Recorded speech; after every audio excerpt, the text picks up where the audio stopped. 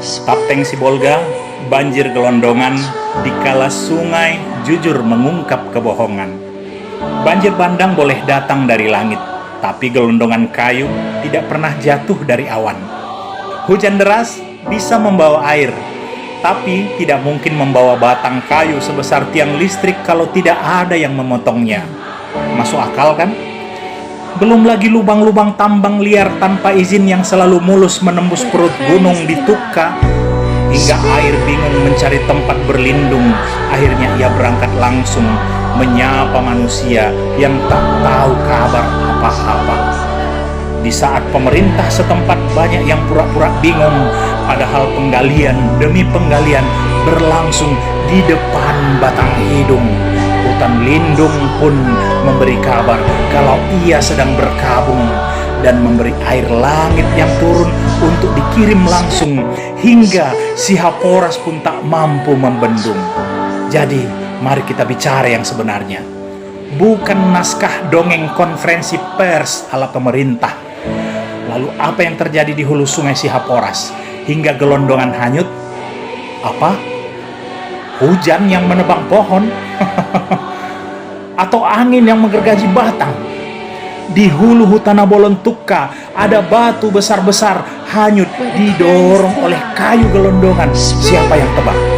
Semut atau malaikat sedang praktek tebang pilih? Di hulu sungai Pinang Sori menghanyutkan gelondongan. Gelondongan itu bukan ranting kecil, bukan sampah rumah tangga. Itu batang pohon yang memerlukan gergaji mesin, memerlukan izin, dan memerlukan titik-titik. Ya, Anda tahu apa lanjutannya? Apa yang terjadi di hulu sungai sehingga kayu gelondongan nyangkut di jembatan Anggoli, batas Tapteng dan Tapsel, sampai-sampai jembatan bukan lagi infrastruktur publik, tapi berubah fungsi jadi tempat parkir kayu ilegal setiap kali hujan turun. Mana mata? Nampak kan? Dan ini pertanyaan yang tidak boleh lagi dianggap sepele. Ada apa ini Pak Bobi Nasution, Gubernur Sumatera Utara? Sehingga kayu gelondongan besar-besar hanyut di Sungai Batang Toru yang hulu sungainya melewati Taput. Ada apa dengan Taput? Tapsel. Ada apa dengan Tapsel? Hingga berujung ke Tapteng. Ada apa dengan Tapteng? Hutannya maksud saya. Apa yang sebenarnya terjadi? Apakah banjir bandang sedang mengungkap apa yang selama ini disembunyikan dalam kebohongan? Atau sungai sedang berkata jujur sementara pemerintah sedang sibuk mengarang alasan? Karena wajar kalau air meluap, tapi tidak wajar kalau hulu sungai berubah jadi jalur distribusi kayu ilegal. Tidak wajar kalau batang pohon seukuran pelukan manusia bisa hanyut seperti sampah plastik. Tidak wajar kalau bencana justru membuka buku besar perusakan hutan yang selama ini ditutupi rapi lagi-lagi dengan kebohongan.